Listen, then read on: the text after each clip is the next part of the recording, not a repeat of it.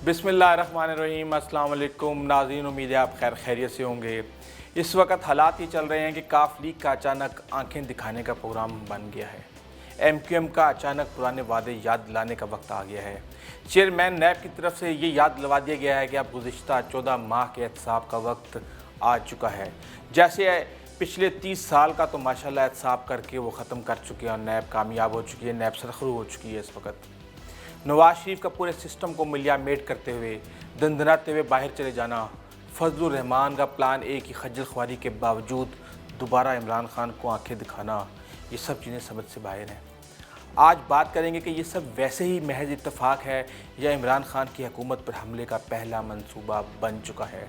इमरान खान के आधे साथियों को इस बात की खबर ही नहीं कि कुछ होने वाला है, और जिनको खबर है वो जानबूझकर नादान बन रहे हैं।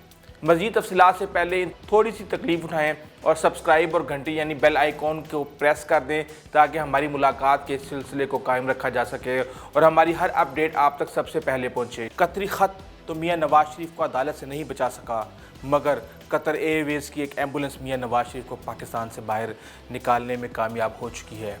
जबकि हकीकत में वो एम्बुलेंस नहीं थी, इसमें एक स्ट्रेचर रखी गई थी और उस स्ट्रेचर के अंदर कुछ मेडिकल इक्विपमेंट्स रखे गए थे। लगता ये है कि कतरी प्रिंस जो है ना, जो बिज़नेस पार्टनर है इनका, वो पूरी तरह शरीफ ख़ानदान की पुश्त पर खड़ा हुआ है।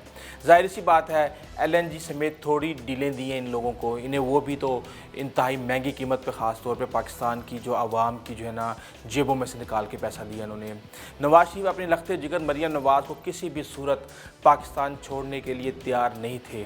अगर इनके बांड की शर्त हुकूमत ना लगाती तो ऐसी एमरजेंसी क्रिएट की जाती कि मरियम का पासपोर्ट वापस करने का फ़ैसला उसी दिन हफ्ते के रोज़ हो रहा होता, ना कि मियां नवाज शरीफ का इस जेल से नाम निकलवाने का। मियां नवाज शरीफ को कहा गया कि रोड़ा पै गया जे, मेहरबानी करो तुसी निकलो, फिर मरियम नू भी वेख लांगे। ख़बरें इस वक्त इमरान खान के लिए भी अच्छी नहीं है। इमरान खान का पहला और मजबूत किला फतह करने का मंसूबा बनाया जा चुका है। इसकी तफसील मैं आपको थोड़ा सा आगे चल के बताता हूँ। नवाज शरीफ की ज़मानत पर इमरान खान ने 2 दिन पहले अदलिया से शिकवा किया था कि एक ऐसी अदलिया खड़ी की जाए जो अमीर और ताकतवर का एक तरह इंसाफ करे, उनमें तफरीक ना करे। तो इस पर जनाब chief justice of Pakistan Asif Saeed खोसा ने कहा है कि जजों पर एतराज़ करने वाले थोड़ी एहतियात करें, ताकतवर का ताना हमें ना दें। जिस केस पर वज़ीर आज़म ने बात की, इनको पता होना चाहिए कि इजाज़त इन्होंने खुद ही दी। उन्होंने मज़ीद कहा कि वज़ीर आज़म के वसाइल देने के बयान का खैर मकदम करते हैं। इमरान खान ने कहा है कि तमाम वसाइल फराहम करने को तैयार हैं। इस वक्त वसाइल की ज़रूरत थी। एक वज़ीर आज़म को सज़ा दी, एक नाअहल किया, एक आर्मी चीफ़ के मुकदमे का फ़ैसला होने जा रहा है जनरल परवेज़ मुशर्रफ का। हमारे सामने सिर्फ कानून ताकतवर है, कोई इंसान नहीं। वज़ीर आज़म ने ताकतवर और कमज़ोर की बात की। 3000 जजेस ने 36 लाख मुकदमात के फ़ैसले किए। इन फ़ैसलों में कमज़ोर लोगों के मुकदमात भी शामिल हैं। इन्हें वसाइल में 25 साल से ज़ेर अल्तवा मुकदमात ख़त्म कर दिए हैं। हमने मॉडल कोर्ट्स बनाई हैं मगर कोई ढंडोरा नहीं पीटा। हमने मॉडल कोर्ट्स का इश्तिहार अखबारात में इतना 1.5 सफ़े का नहीं लगवाया। मैं खामोश इनकलाब जो है ना अदलिया के अंदर आ चुका है।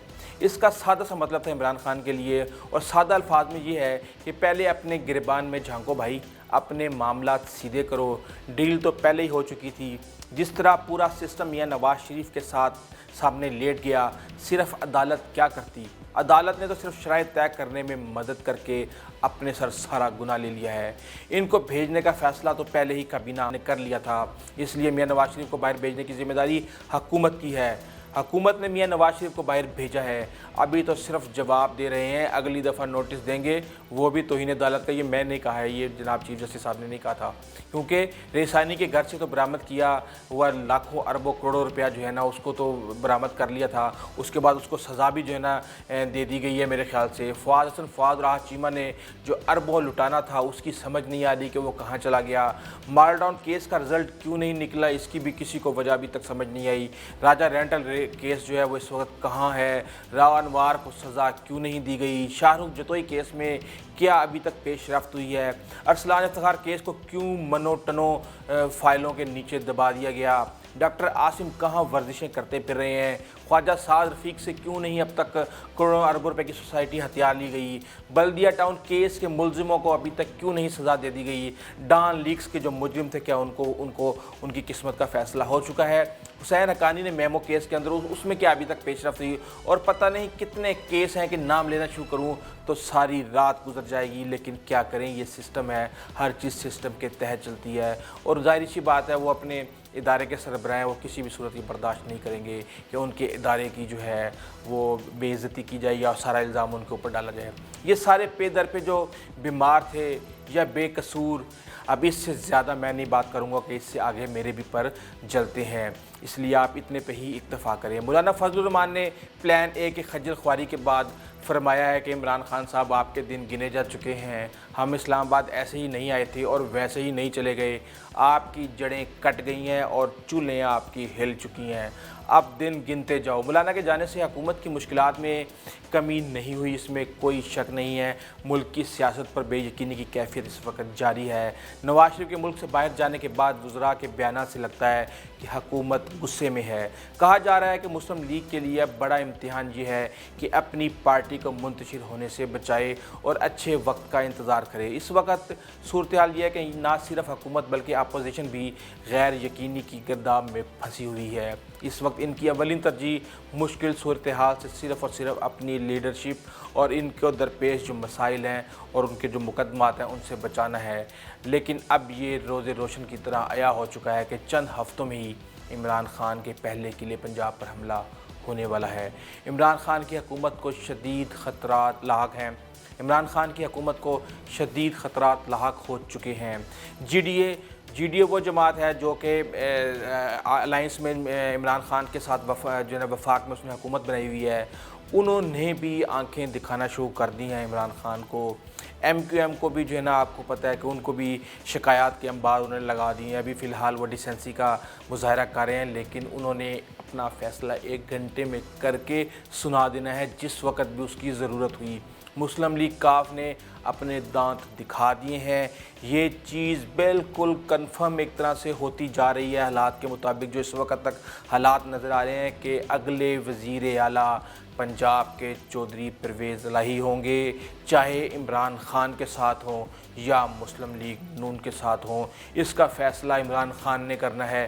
تو مسلم لیگ کاف کو آپ نے دیکھ لیا، وہ اپنے دانت دکھانا شروع کر دی ہیں اس وقت، چاہے وہ پنجاب میں حکومت بنائیں گے یا وفاق میں نقصان پہنچائیں گے، اس کا فیصلہ انہوں نے کر لیا، اور میرے خیال سے یہ دسمبر کے اندر ہی ہونے جا رہا ہے۔ پنجاب میں کون حکومت بنائے گا؟ وفاق میں شہباز شریف کو بھی حصہ دینے کی کوشش کی جا سکتی ہے اگر عمران خان نے مسلم لیگ کاف کا پرپوزل نہ مانا، تو اس صورت میں یہ ہوگا کہ اسپیکر جو ہوگا وہ پنجاب اسمبلی کا وہ مسلم لیگ نون سے ہوگا، جبکہ وفاق کے اندر اس کے بدلے میں شہباز شریف کو حصہ دے دیا جائے گا، اور عمران خان کو کہا جائے گا کہ آ جائیں اب آپ سڑکوں پہ اپنی اپوزیشن کریں، جو آپ کا کام ہے۔ بات یہ ہے کہ اس وقت Peoples Party, P M L N, G D A, M Q M, A N P, مولانا سمیت سارے کے سارے اس وقت تیار بیٹھے ہیں، جو کہ عمران خان کے اتحادی ہیں وہ بھی تیار بیٹھے ہوئے ہیں، اور جو کیونکہ آپ کو پتہ ہے کہ وہ کس طریقے سے آئے تھے، کیا ایم کیو ایم خوش ہو کے آئی تھی ہے کہ ان کا حصہ سارا پی ٹی آئی نے لے لیا تھا، اس کے باوجود انہوں نے آ کے عمران خان کی حکومت بنائی، تو ظاہر سی بات ہے جس کے کہنے پہ وہ آئے تھے اس کے کہنے پہ وہ چلے بھی جائیں گے، اور عمران خان کی حکومت پوری حکومت ہر طرح سے جو بھی رزلٹ لینا ہے وہ تمام چیزیں ہیں، وہ آپشن اویلیبل ہیں۔ اگر پوری کی پوری پی ٹی آئی کی حکومت کو فورن فنڈنگ کیس کے اندر نااہل کروا کے پوری پارٹی کو فارغ کر کے پوری حکومت کو گھر بھیج دیا جائے، دوبارہ الیکشن کروا دیے جائیں، یا چودھری پرویز الہی کی مسلم لیگ کاف یا جی ڈی اے یا ایم کیو ایم اور اختر مینگل کو ملا کے اٹھا کے کسی اور کی جھولی میں ڈال دی جائے، کیونکہ عمران خان کی اکثریت تو آپ کو پتہ ہے کہ 4-4، 5-5، 6-6 ووٹوں پر کھڑی ہوئی ہے۔ میں آپ کو ایک بات بتاؤں، عمران خان جو بھی ہے، جو بھی فیصلہ آپ نے کرنا ہے، مجھے پتہ ہے مشکل وقت ہے اس وقت، ایک غلط فیصلہ تمہاری زندگی کی جمع پونجی داؤ پر لگا دے گا۔ آپ جو بھی فیصلہ کریں یہ آپ کا حق ہے، لیکن میں ایک مشورہ آپ کو ضرور دوں گا کہ آپ نے ہمیشہ دلوں پر حکمرانی کا راستہ اختیار کیا ہے، آئندہ بھی اگر آپ چاہتے ہیں کہ لوگوں کے دلوں کے پہ آپ حکمرانی کریں تو آپ کو وہی راستہ اختیار کرنا پڑے گا، سچائی کا، اصولوں کا، ایمانداری کا۔ اگر ریاست پر حکمرانی کا راستہ آپ نے اختیار کیا تو یاد رکھنا گزشتہ 3 سال سے نواز شریف اور پیپلز پارٹی نے یہی راستہ اختیار کیا ہوا تھا، اور ان کے انجام سے آپ اچھی طرح واقف ہیں۔ اگر آپ نے یہی راستہ اختیار کیا آپ نے لوگوں کے دلوں پر راج کرنے کا فیصلہ نہ کیا، آپ اصول کے سامنے نہ کھڑے ہوئے، آپ حق کی بات آپ نے نہ کی، آپ مصلحتوں کا شکار ہو گئے کہ چلو کوئی بات نہیں، اس کو یہ دے دیتے ہیں، اس کو وہ دے دیتے ہیں، ہمارے پاس تو چلو کم سے کم یہ تو بچے گا۔ وہ آپ کے پاس وہ بھی نہیں بچے گا، آپ کے حصے میں صرف اور صرف خجل خواری آئے گی، جو کہ مولانا فضل الرحمان کے حصے میں آئی ہے۔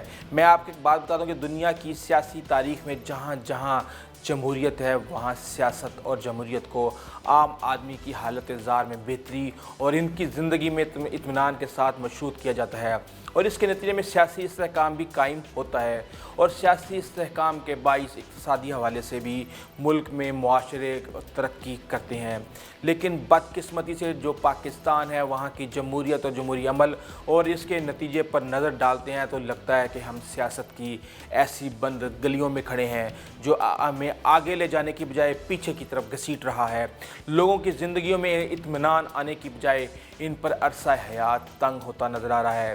مہنگائی، بے روزگاری کا رجحان ہلکان کیا ہوا اس نے لوگوں کو، اور اس کی وجہ سے اس کے سوا کچھ نہیں کہ جمہوری عمل اور انتخابات کے نتیجے میں بننے والی حکومت کی ترجیحات میں قوم اور ملک کے مسائل کے بجائے ذاتی اور سیاسی مفادات سامنے آ جاتے ہیں، تو اس کے نتیجے میں بحران حل ہونے کی بجائے بحران انتہائی شدید تر ہوتے جا رہے ہیں۔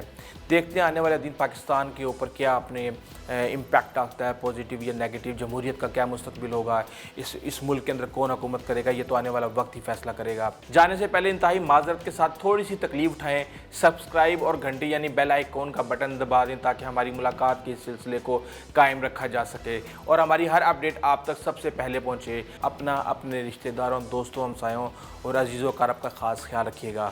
اللہ نگہبان۔